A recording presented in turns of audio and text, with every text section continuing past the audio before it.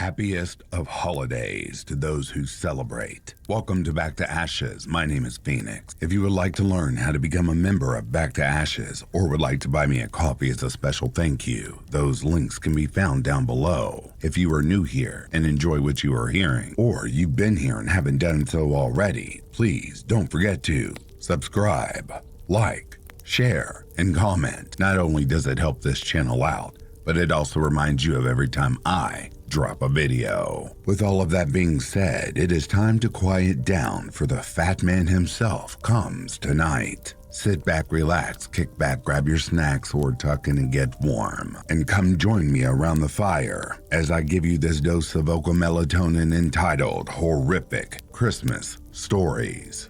As soon as we are done here, you can return back to the ashes, because when we arise from the ashes, we are a bigger, brighter, stronger, and a happier person in the morning. Right after this intro, an ad will play. I'll read the first story an ad will play, and after that there will be no more ads within this video. Let's get started, shall we?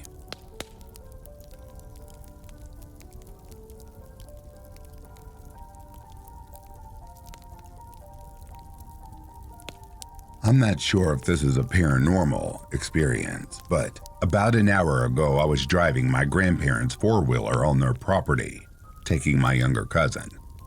In the middle of their property, there is a pioneer cemetery. They don't legally own it, but they own all around it. Anyway, we were coming back to the house, and as we passed the cemetery, I heard a very distinct bell, similar to a bike bell.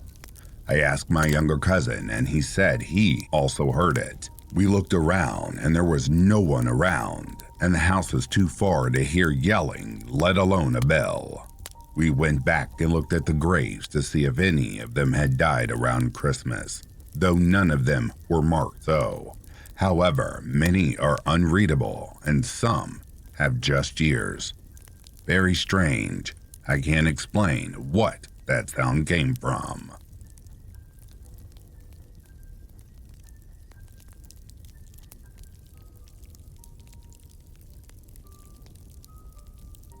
When I was maybe 4, we went to spend Christmas Eve at my uncle's house in Wales. We had a big dinner, a pheasant with all the trimmings. I specifically remember having Brussels sprouts that were very bitter. That night at around 3 a.m., we were awakened by a bright flash that filled the whole house and a plate rattling shutter. I mean, every room in the house lit up like a brilliant blue light that left us all awake and near blinded for a good few seconds, like a camera flash went off inches from each of our faces at the same time. Meanwhile, Bracken, that's my uncle's Irish setter, starts going insane in the living room, tearing around the place, knocking over end tables and barking at just about anything that was good for barking at. My uncle got the dog calmed down, and everyone finally got resettled, but I remember asking my mom what just happened, and she simply didn't have a good answer for me. Ball lightning? Some sort of piezoelectric discharge from minerals beneath the house? Who knows? Who am I kidding? It was Santa, I'm sure of it.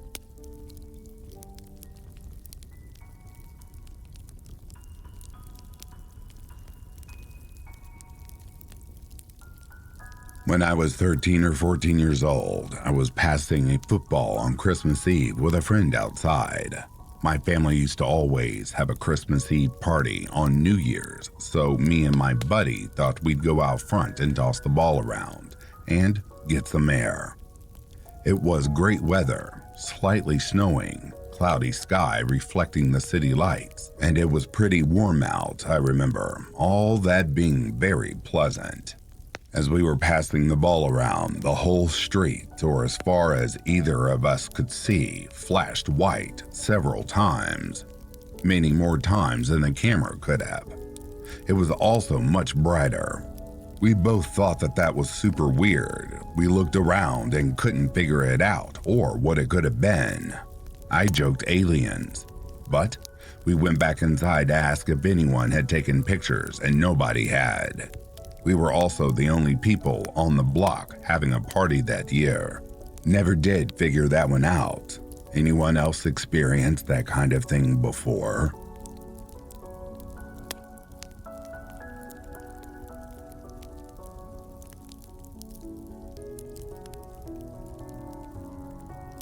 "10 years ago, I was 16 at the time, now 26, had eaten a lot at Burger King on the 4-hour journey to my grandparents' house.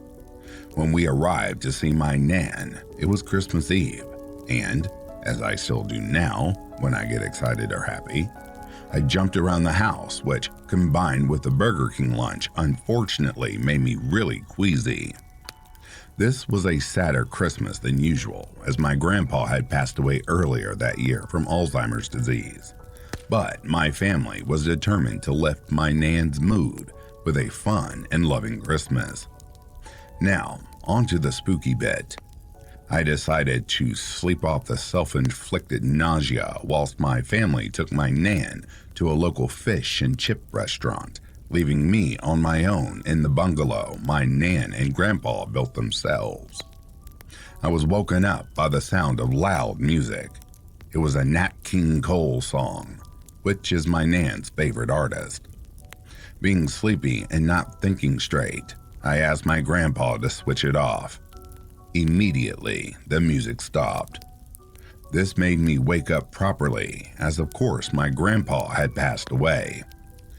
Tentatively, with my heart racing, I left the bedroom and shouted to see if the rest of the family had gotten home, but they hadn't.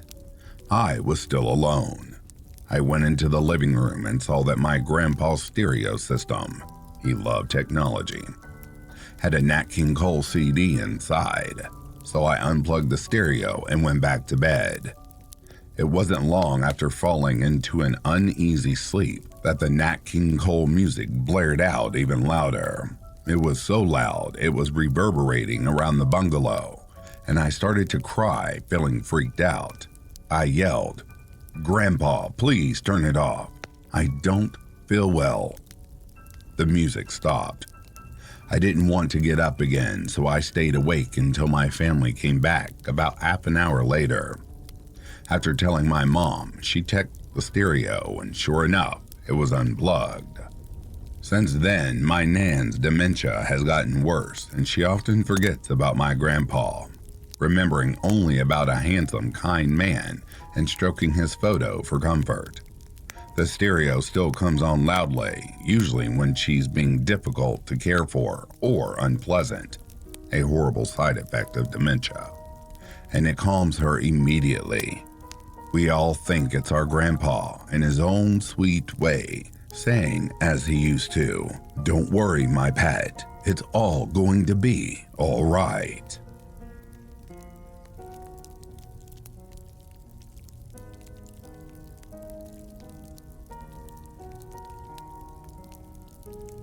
I personally have no recollection of this event.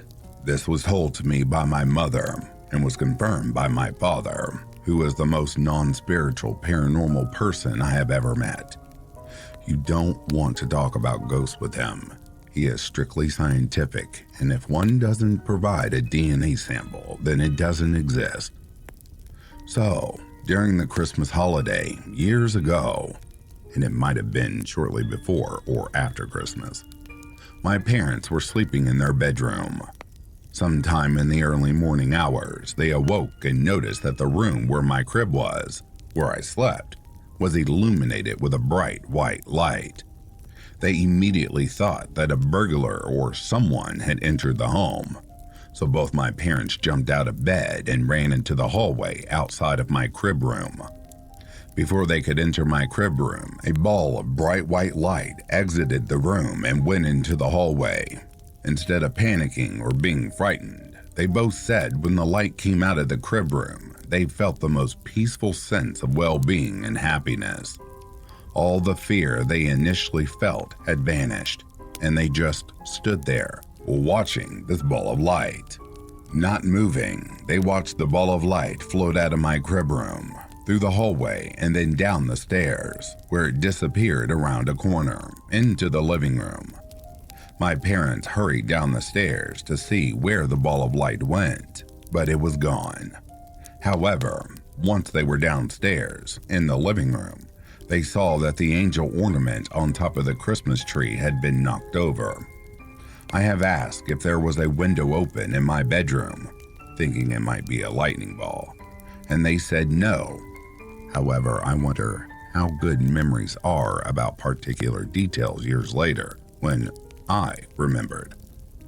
My mother says she believes it to be an angel, and my father says he doesn't know what it was, but that it was an incredible, unexplainable experience. If my mother had told me this, I would kind of wonder if it actually happened, but that my father confirms the story, and knowing how he thinks, I had to believe their account.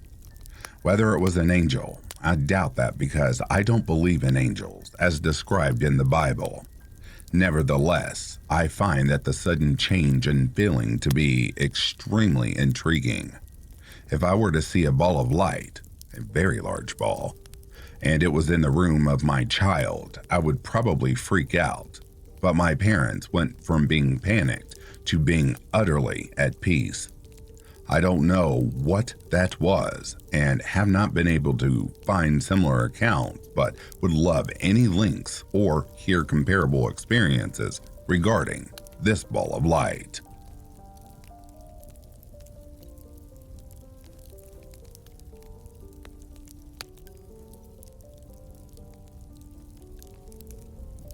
About 3 years ago, my ex-boyfriend, his 2 friends, and my brother and I went on a night hike. This place is an old abandoned amusement park off the side of a mountain with access up to the mountain from the amusement park location. This place is quite well known to the locals, and some smart people hike there in the day. I have video of me exploring the amusement park itself with my very brave Boston Terrier, if anyone would like to see it and get a better idea. My ex-boyfriend had this photo that he asked his friend to send to him. At first glance, I assumed his friend photoshopped the picture. Anyways, please excuse any of my grammatical mistakes. I live in a pretty cold state as we all bundled up and headed up to the torn asphalt towards the amusement park.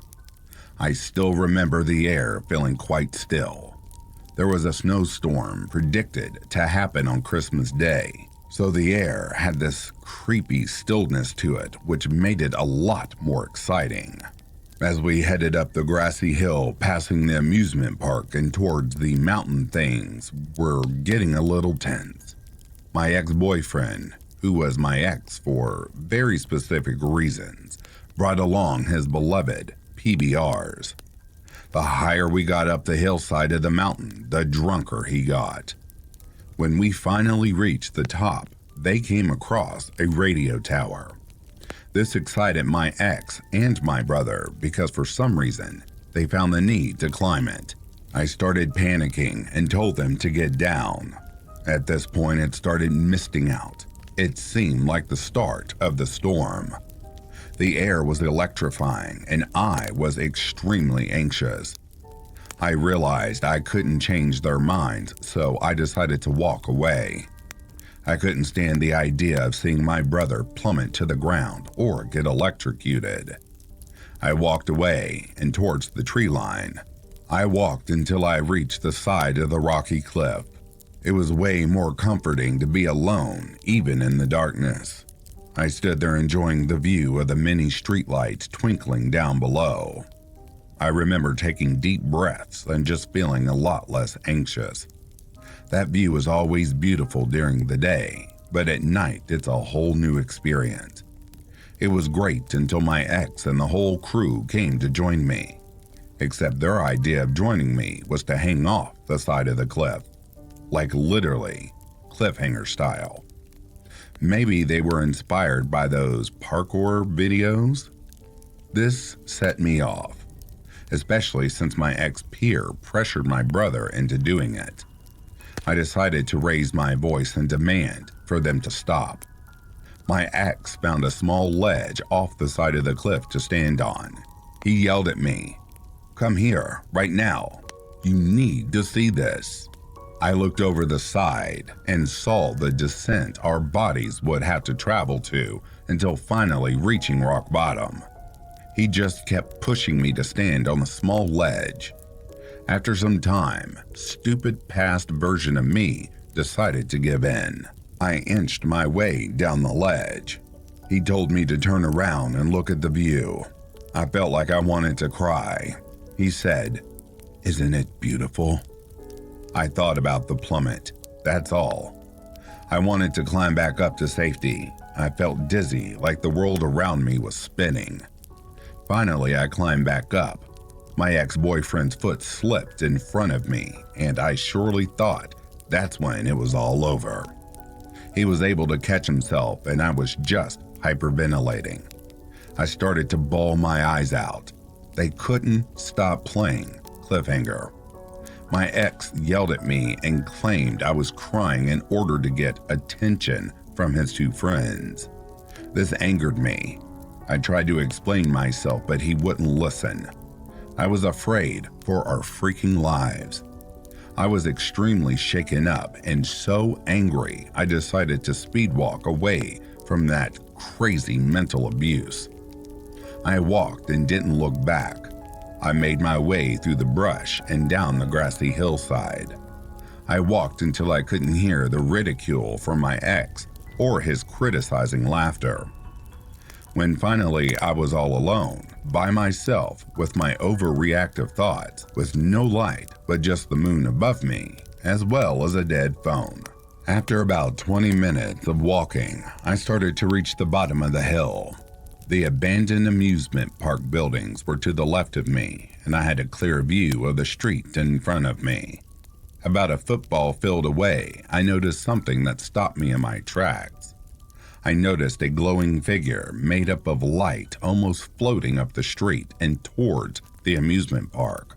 The figure was not car lights because the gates of the amusement park were locked up.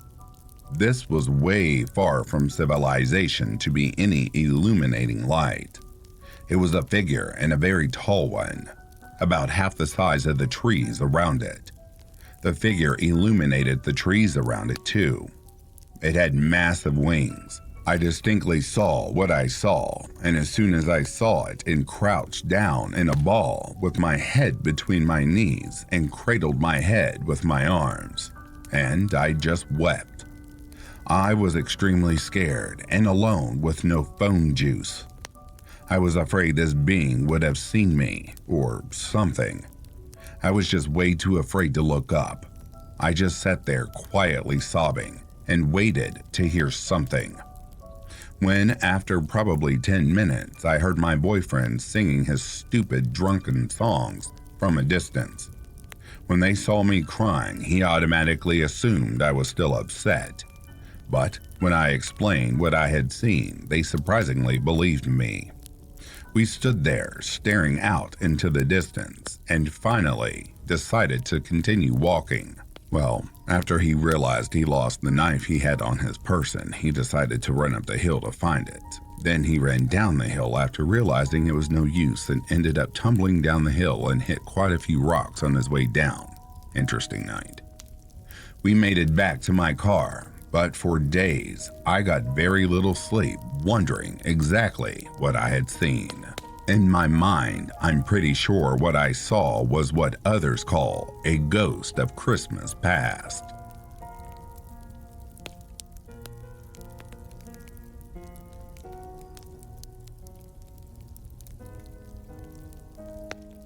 So, this happened about 4 or 5 years ago when I was around 15 years old. It was early Christmas morning, and my sister and her boyfriend had just come over. They were in the kitchen socializing, drinking coffee or tea, maybe snacking on some stocking stuffers. Typical behavior for us to do before opening presents. Now, before I say exactly what happened to me, I think I should sort of describe the general layout of the house so you can get an idea. When you first come in the front door, there's a short hallway that goes straight before you're met with the kitchen. If you continue through the kitchen in a straight line, you'll walk into the dining room. Then, when you take a left, there's some stairs, and the living room. Note, the dining room was mostly empty as we had the dining table actually inside the kitchen. So we set up the tree and presents in the dining room instead of the living room. Anyways, I was patiently waiting to start opening gifts. I pulled up a chair to the tree and sat there for a while with my back turned to the kitchen, while my family was behind me, still talking, etc. I was sitting there, and all of a sudden I heard what I can only describe as a demon or devil voice whisper in my ear. The reason I describe it as such is because I don't know what else to call it. I don't think it was actually the devil itself whispering in my ear, but saying that also gives you a better understanding of what exactly it sounded like. If you've ever played video games, watched movies or shows where there's a devil or demon character, then imagine what its voice sounded like. It was a typical very deep, bass voice with a hint of distortion or slight lisp. What it said, I don't know. It just sounded like gibberish to me. It lasted about 3 solid seconds. It gave me goosebumps at first, but only because I was startled. It was right directly in my ear, as if I was listening to some ASMR. I started giggling and swatted at my ear as I turned around and looked at my family. As I was halfway turned around, they all stopped and looked at me, wondering what I was laughing at. I've seen all their expressions turn from smiling to questionable, and then to a straight face in a matter of seconds. They said that my whole face turned a pale white when I realized no one was behind me. I kind of stuttered and asked who was behind me playing noises, and they said that no one was. I thought of the possibility that it was just a joke or prank, but I'm pretty certain it wasn't. Number 1, the kitchen was about 15 feet behind me, and between that time that the noise stopped and I turned around, there's no way someone could have ran from me to the kitchen, got into the position they were in, then acted oblivious. Also, the floor squeaks and the room's hutch would shake if you were to run that fast across it. Number 2, that sort of prank is extremely random and wouldn't have made any sense. At least not for anyone of my family to do. I know most pranks are random, but it seems so out of the blue that even if someone could pull it off, just why? I wasn't acting scared or paranoid about anything paranormal the past few days before then, so it would be completely strange to think of that. Another thing is no one in my family plays many jokes in general, and if they are, it's mainly just verbal ones, not physical ones. Since I was a kid till now, I've been a firm believer in the paranormal, spirits, and afterlife. I don't follow any specific religion. I just believe that there are good and bad spirits, and that there could be a devil or God, but I try and stay optimistic. My old house used to seem really haunted, and have strange things happen to everyone who lived there. Sometimes extreme things, but this happened at our new house, and we lived here since I was around 10. Nothing else like that has ever happened here. To this day, I have no idea of what it could have been. I'm sorry for the super long post and details, when really the experience was rather quick, to the point. It's my first story that I've ever shared with anyone, and I wanted to give you a story and try and help you understand exactly what happened the best I could. If something like this has happened to you, what do you think it could have been?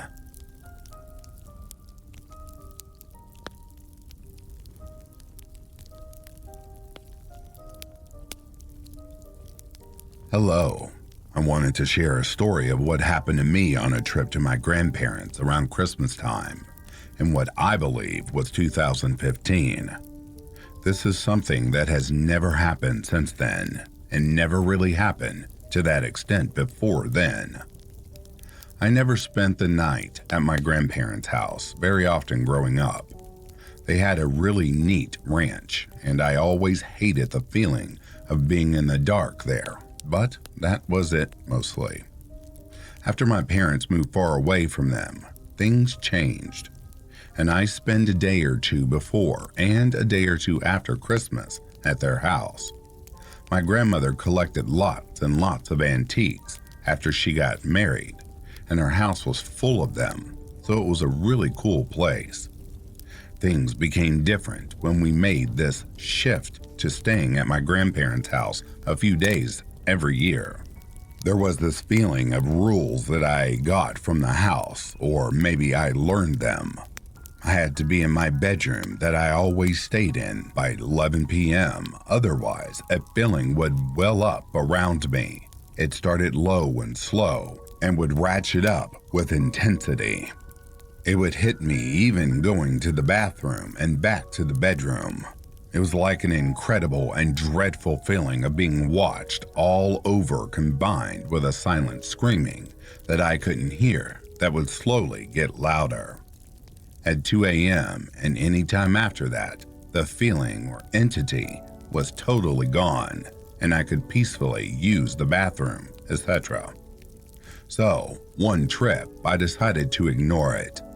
I told my parents about the weirdness and what I'd felt, and they told me it was all in my imagination. I was a young man who'd graduate college, so I felt really mature and a big brain. Everyone else went to bed, and I remember sitting on a lazy-boy chair watching Full Metal Jacket on the TV. It was 11, so I was a little aware, but I just turned on all the lights. I had a really hard time focusing on the movie. I started to feel like I was being watched. I'd look towards the areas where my brain was suggesting the attention was coming from, but there was nothing there. It continued to get worse and worse, like a heavy weight bearing down on me and freaking me out to the point that I grabbed the remote to turn the TV off, when suddenly the feeling stopped. I was totally comfortable and thought that I had faced my fear. About 20 minutes later, a painting on the wall suddenly shifted. I was very startled as the painting was very large and it made a thud sound. A second later, the couch from it shifted away from the wall about an inch. The couch was a huge antique thing that I couldn't have moved by myself. Suddenly, the intensity of eyes on me and the silent screaming was turned up to 11, and I remember turning off the TV, lights, and running to my bedroom. However, it somehow felt even worse in the bedroom, like I was being pulled by a weak force to the closet in the bedroom. I felt sick, and I remember crying. I fought the urge and pulling and retreated to the bathroom. I closed the door and locked it. I sat on the floor by the shower opposite the door and watched the door, trembling. I thought about crying for help, but my parents had made me feel so bad about the things that I told them before that I knew I couldn't tell them anything. Everything again calmed for a minute, and I got on my knees. I watched a pencil roll off the bathroom counter and under the door. I watched it roll down the hallway under the floor in my bedroom.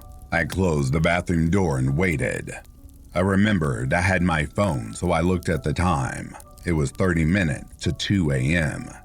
I waited on the floor, and when 2 a.m. came, I felt the grip fully go and felt safe again. I opened the door to my bedroom and for some reason felt totally safe and able to sleep in my bed. I climbed into the bed and slept, exhausted but feeling totally safe. The next morning, I woke up and went into the living room. My parents and grandparents asked me about the couch and painting, and after explaining, I had no idea. I helped them put everything back right. After breakfast, I opened my closet door. I saw a few very startling things in it. I saw a shotgun with bullets and access up into the dark attic with the hatch fully open. I had never been or slept in that room since. My question is this, everyone. What in the heck do you think that was, and what are your impressions?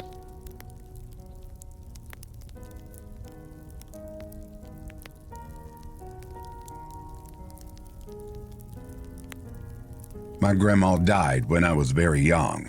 It affected me deeply because she had been watching me at the time while my mom was out. She died in front of me, and I reacted as best that I could being a child. I went to my aunt and uncle's house, who lived just behind me. All I knew was that something was wrong with Grandma because she'd fallen down the stairs. The EMTs came after they called 911, but nothing could be done. She had passed. For the longest time, I had trouble dealing with it. I spent the longest time blaming myself and hurting deeply over it. This has been the most traumatic experience in my life. Shortly after she died, we moved into the home she lived in to take care of my great-grandma. Though with time, it has healed as best as it can. The one thing I do think about when I think of my grandma is Christmas. If there was ever a truer person that embodied love and the spirit of the season, it was my grandma. She would gather all my relatives, aunts, uncles, and cousins to her house for a holiday feast and gathering together from far and near. Because my grandma was pretty much the matriarch of the family. The entire glue that was our family was held together by her hands, not to mention her food. If there's one thing she could do well, it was cook. But her expertise, I think, was baking. I have fond and vivid memories of gathering apples from the apple tree in the backyard for her, where she would bake pies, crisps, and whatever else she could do with them. Though her cookies were the best, I loved my grandma's cookies, and she made the best chocolate chip in the world.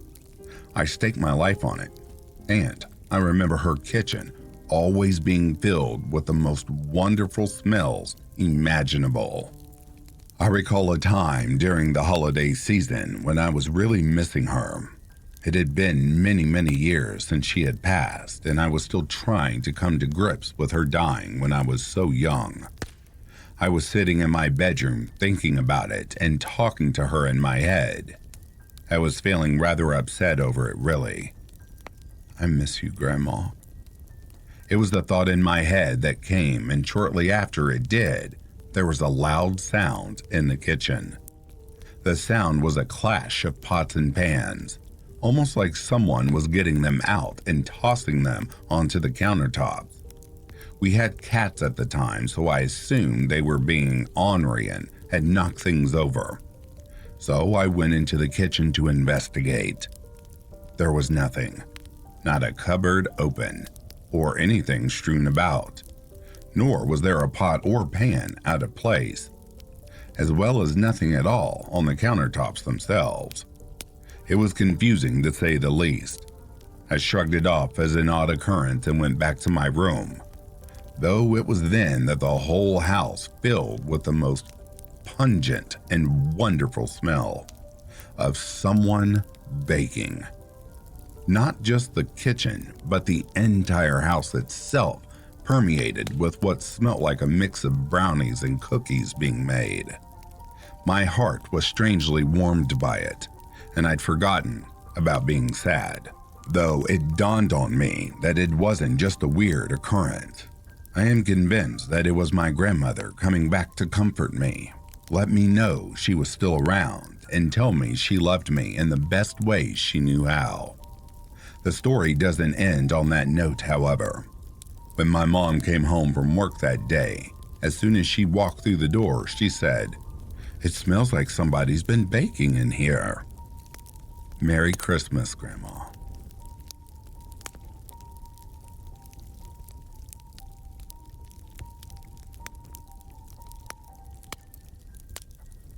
It all started with a John Doe. He had come in by ambulance at about midnight on Christmas Eve after being found in an alley by a patrolman.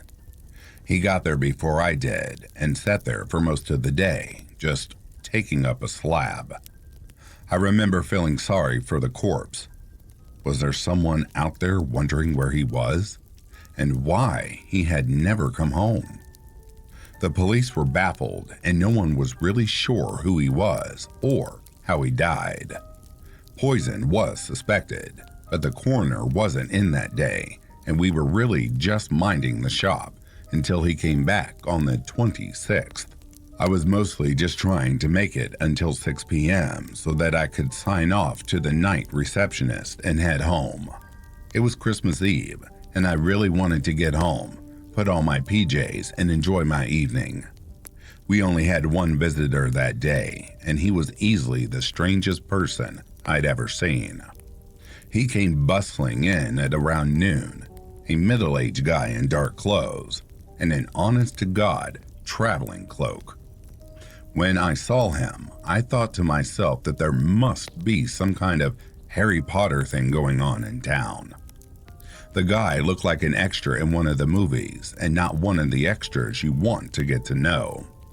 The guy just screamed, "Death Eater!" at the top of his lungs, and when he saw me, he made a beeline for the desk as he flashed his best shark's grin. The eyes that hung above that smile, however, were the most intense eyes I had ever seen. They looked like pools of green that danced like a lake of ice. A lake that held monsters beneath the surface. "Excuse me, miss. I'm wondering if you've had any John Does come in today." I told him I'd be happy to take a look and ask him if he could tell me about the body he was looking for. "Oh, late 30s, dark hair, probably dressed in jeans and a plaid shirt." I was instantly suspicious because it sounded like he was describing the body I had been wondering about all day. I asked for ID and proof of his relationship to the deceased, but he seemed unable to produce either. He said his brother hadn't come home last night, and someone had told him about the police taking a body that had been found near their apartment, which had brought him here to check on it. "I hope it's not him, but I just can't stand to see our poor mother worry over him." The unfaltering grin he wore made me believe otherwise, but I told him that without proof of relation to the deceased, he couldn't view the body. I advised that he come back with a photo ID and identification for the body, perhaps a police report, and then we could do a proper ID on the John Doe. He smiled the whole time, but I didn't really trust that grin. He had expected to just waltz in and do whatever he meant to do. Probably snap some picture for a local tabloid or something, while the morgue was short-staffed for the holidays, but I wasn't about to play along. "I'm sorry," he said. "I should have come better prepared. I'll go home and see what I can scrounge up." He left, and I figured I'd never see him again. I wish that had been the case. The strange man came in at around noon, but as I settled in to kill the second half of my day, something pinged on my camera around back. The morgue in our town isn't huge. A dozen pull drawers, of which about half are usually occupied. A freezer for long-term storage that holds about 3 or 4 cadavers at any given time, and 3 autopsy tables. Most of our business comes in through the rear, ambulances or hearses from the local funeral homes, and the back door camera has a motion sensor so I can tell which one of them pulls up to pick up or drop off. I wheeled over to the little CCTV monitor near the end of my desk and pushed the silence button as I checked the feed. I had expected to find an ambulance with another drop-off, but instead, I was greeted by an empty alley on the grainy monitor. The cameras were old, the feed full of snow and off-color pictures, but with daylight still holding sway, it was easy to see that nothing was out back but the dumpster we use for garbage. I figured it must have been a bird or something and went back to playing on my phone. When it chirped again, I glanced over just in time to see a shadow step out of frame. A shadow with a cape, or maybe a long cloak. I leaned in and looked at the grainy feed, trying to see where the shadow had gone. But there was nothing. Whatever had set the camera off had stepped out of sight, and I wondered if it might be a bum or something. We did occasionally get vagrants in the alley, but most of them weren't in a big hurry to hang out around the morgue. Most of them knew that lingering in the pull-in lane would get you yelled at by emergency services, and the rest were just afraid of what they might catch from the dumpster, since it was clearly where we disposed of the spare bodies. Seeing the shadow, however, made me think about our mysterious visitor, and I clicked around on the camera to the other 4 views we had. The cold room was clear. The autopsy room was clear. The back hall was clear. The front room was clear, except for me. The movement sensor went off again, scaring the tar out of me. And when I flipped over to the back alley, I saw an ambulance pulling into the narrow alley. I sighed, getting up as I went to lock the front door and open the back door for them. I hated it when they don't call first, but that's the nature of the business. Ralph was there, the guy who usually drives the bus from St. Michael's, with a couple of car crash victims who had died en route to the hospital. They said the families will be by to pick the bodies up tomorrow. What a Christmas, huh? Sign here. I signed off on his clipboard, and the EMTs loaded the bodies into the freezer drawers in the autopsy room. They were pretty banged up, but I had little doubt that whatever mortuary they sent them to would pick them up together in time for the funeral. It would either be Gladys or McMahon's if they were locals, and both did excellent work for the price tag. I stuck around to chit-chat with Ralph for a few minutes as he smoked, and as the ambulance rolled out of the alley. I remembered the mysterious shadow and had to look around to see if something was still hanging around. The alley was empty, other than the dumpster and the trash cans, and there was nothing that could have made the shadows in the first place. I headed back inside, having killed an hour at least watching them unload a couple of stiffs, and returned to find a surprise. 2 missed calls and a voicemail from a number I wasn't familiar with. The voicemail turned out to be from someone named Candace, and she sounded scared despite the upbeat holiday music playing in the background. I called her back and she asked me to wait a moment as she had stepped outside. Yes, hi, my name is Candace Guisman. My fiance never came home last night and she sobbed audibly before regaining her composure. I was wondering if maybe you had a John Doe come in recently. I told her we had, telling her about the man who'd been brought in last night, and I heard her make a heart-wrenching sound as I described him. She said it might be a few days before she could come and identify the body, something about needing someone to watch her children, and ask if we could please hold the body until she could come and have a look. I explained to her that the coroner wouldn't be back until the 26th, and the body would likely go into long-term storage after tonight anyway. She said she would be there on the 26th when it opened, and thanked me for being so understanding. This is just going to devastate the kids if it's him. They really love Terry so much, especially after the hell their real father put them through. She hung up, and I remember hoping maybe it wasn't him. Nobody wants to find out that their new stepdad is dead on Christmas. For the rest of the day, I kept catching strange blips on the camera. I would look up from my phone and see odd movements on the hallway cams or quick and agitated motions from the back area cameras. It was like a moth or something was catching the lens. And more than once, I thought about going to have a look. It was like being the night guard on a Five Nights at Freddy's game, and the parallels were beginning to spook me as the day progressed slowly. At 4, after glancing up half a dozen times to find nothing, I finally went and searched the back for whatever was making the cameras wig out. The back hallway was clear, the emergency lights casting the linoleum in a sickly green color. The back door was locked, the shadows gathering in the back alley as I looked through the back window. The cold storage door was locked, but I opened it anyway and took a peek inside, finding nothing but closed drawers and a lot of condensation. My last stop was the short stay room, and I found the door was locked as I opened it to take a peek. All the drawers were pushed in, all the tables were still clean, and nothing seemed amiss. I didn't find any bugs or wildlife that had gotten in when the back door was open, and was forced to wait the last hour and a half of my shift.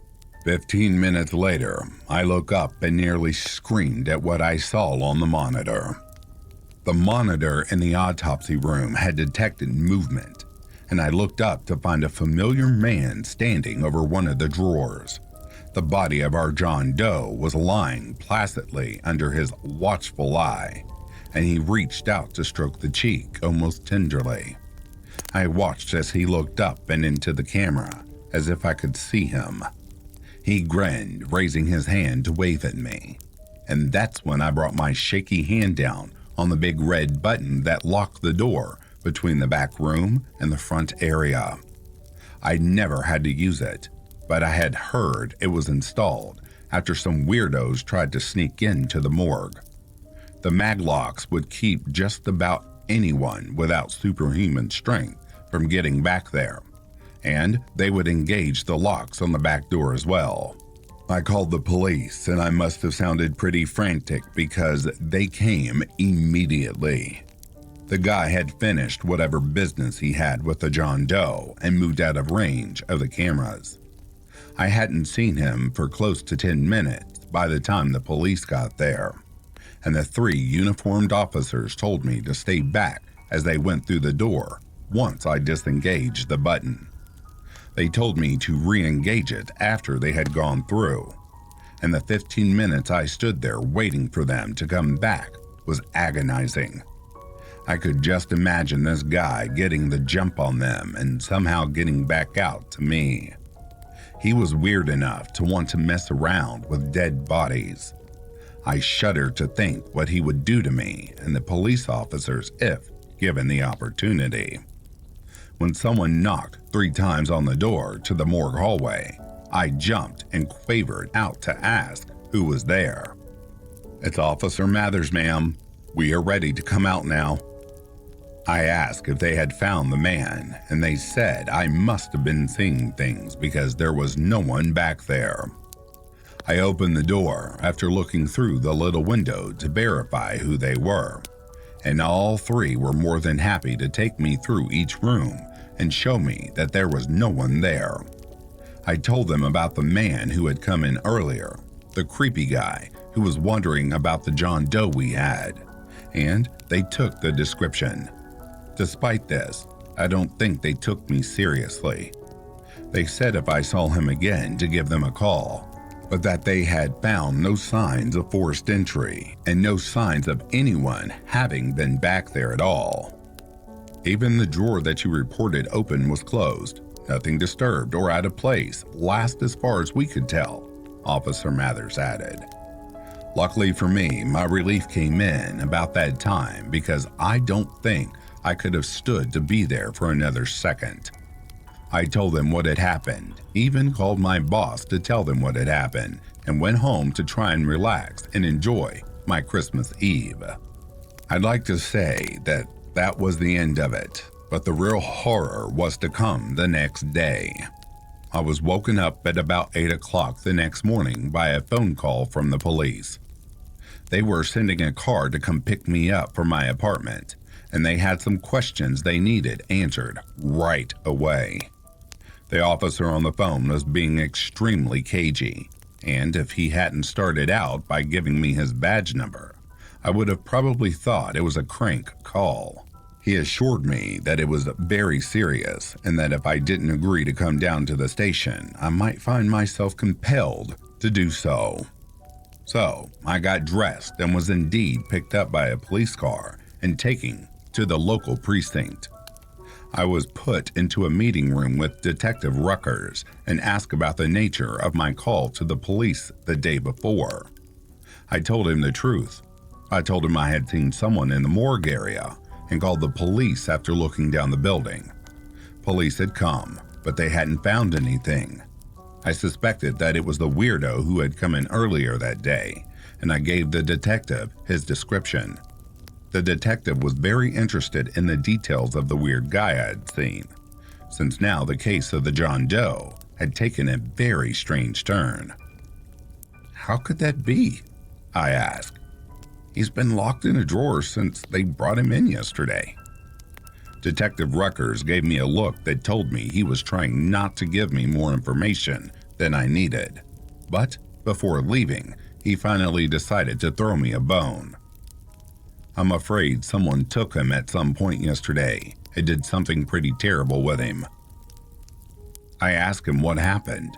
My curiosity piqued, but he said he couldn't share details of an ongoing investigation with someone who might be involved. "We'll call you if we have any more questions, but I should tell you that you are a person of interest and probably shouldn't leave town for the next few days." I walked out of the precinct utterly confused. What in the hell happened? Turned out I wouldn't have to wait very long for answers. The police were tight-lipped about the incident, but the news was less vague about the details. It appeared that on December 25th at around 4 in the morning, someone had broken into the Guzman home. Mrs. Guzman, the woman I had talked to the day before, had called the police and went to lock herself in her children's bedroom with them.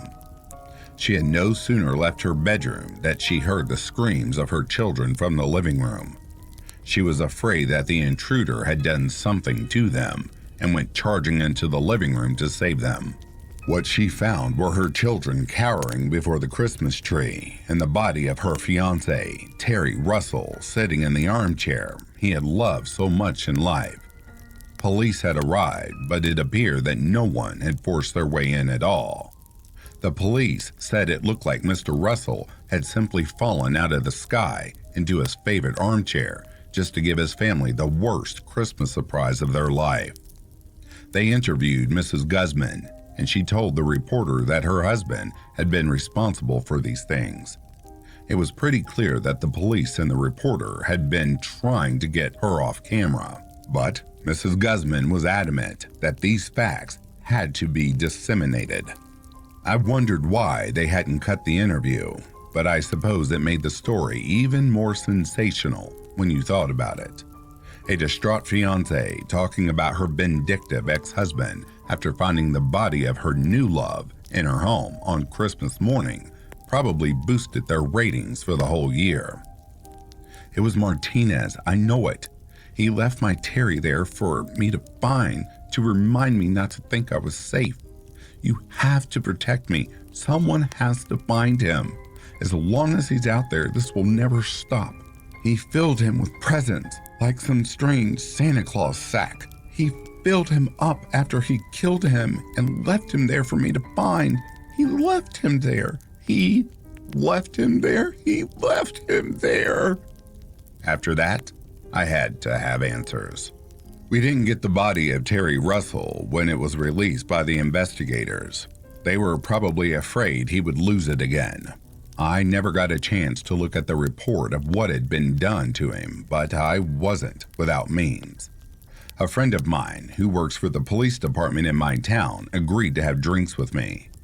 After some pleasantries, he told me all the details that were too gory for TV.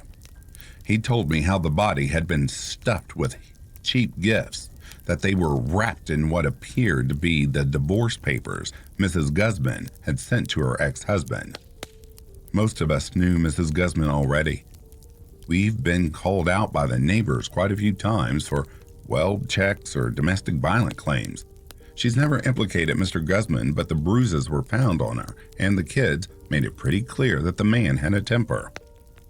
I asked my friend about Mr. Guzman, about what he looked like and how he seemed to them, and he had a lot more to say about the woman's husband than the woman.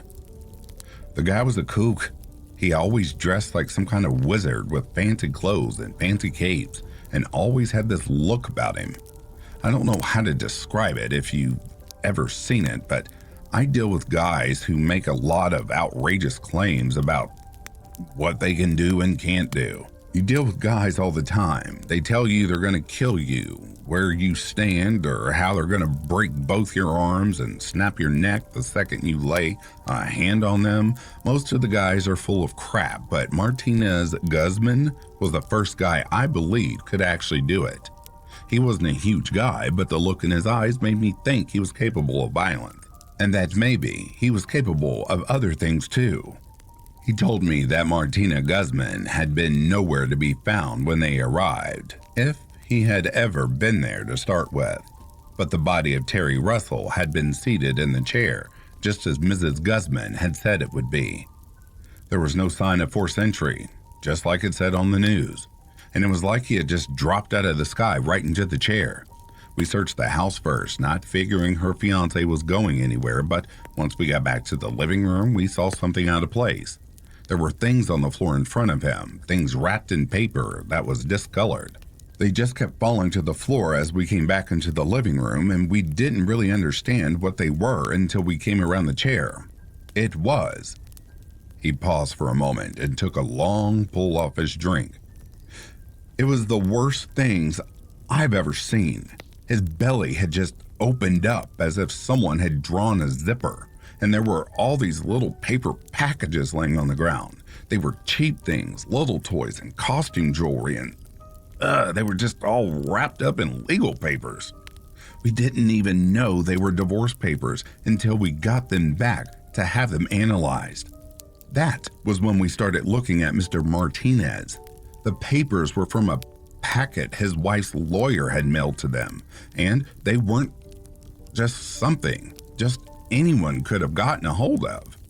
It was like the son of a bitch had wrapped up all these presents for them to open and then just put them in her fiancé. Then he had turned the man loose to just walk home and deliver them. I asked him how the presents had gotten in there since he hadn't even autopsied the man, and he gave me this strangely mystic look. That's the thing. There were no cuts on the man. There were no incisions, no stitches, no staples. There was nothing. It was as if things had just appeared inside him fully wrapped, and that he had taken them home for delivery. He took another long drink, and when he set the glass down, he raised his hand at the barkeep to get another one. I've seen some weird shit on the force. You remember that alligator we found in the sewer and those girls that went missing who just randomly appeared in the cornfield last year? But this is beyond even me. I don't understand it, but I believe Mrs. Guzman when she tells me that her husband is some kind of magic man. She talked about it constantly when she was at the station. She talked about how she and her kids needed protection, how they needed to disappear, how they needed to go somewhere Martinez would never find them. She was adamant about it, and most of the guys at the station thought she was nuts. Looking at that and remembering the way his eyes looked anytime we would interview him, I don't think she was crazy. I think she got mixed up with something bad. And I think if we don't make her disappear, then we'll find her and those kids dead someday. He finished his drink in one long slurp and then excused himself, saying he needed to get some air. That was a couple of weeks ago, and the media has finally forgotten about the strange present Mrs. Guzman and her children were delivered Christmas morning. They may have, but I have not. There's nothing I can do about it except give out the description of Martinez Guzman and hope that if anyone sees him, they'll know to stay away from him. He's a man in his early 40s, Hispanic, with short dark hair and the most intense emerald eyes I have ever seen. He was wearing strange clothes, like a costume from a Harry Potter movie, and when we spoke, it felt like spiders running up my spine. I don't recommend that you approach him. I don't recommend that you attempt to apprehend him. And for the love of God, I do not recommend that you get to know him at all. As Mrs. Guzman could attest, his presents are far from what's on anyone's Christmas list.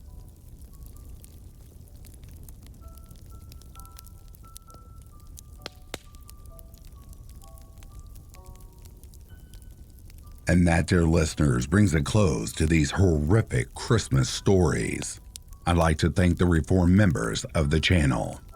Inner Wifey, Howler's Mom, Tina Mead, 7, Luz Crispin, Tammy Slayton, CAG, Denise S., Samantha Place, Stephanie McLaren, Corpse Lover, Norman D.W., Christy Elias, Cindy Cleveland, and Patty's niece. If you are asleep, I hope Slumberland is treating you comfortably. If you are awake, I hope you've enjoyed these horrific Christmas tales. Until next time, please take care of yourselves. I'll be reading to you soon. Have yourself a great morning, a great afternoon, or a great evening. Merry Christmas to all, and to all a good night. Peace, love, and light to you all.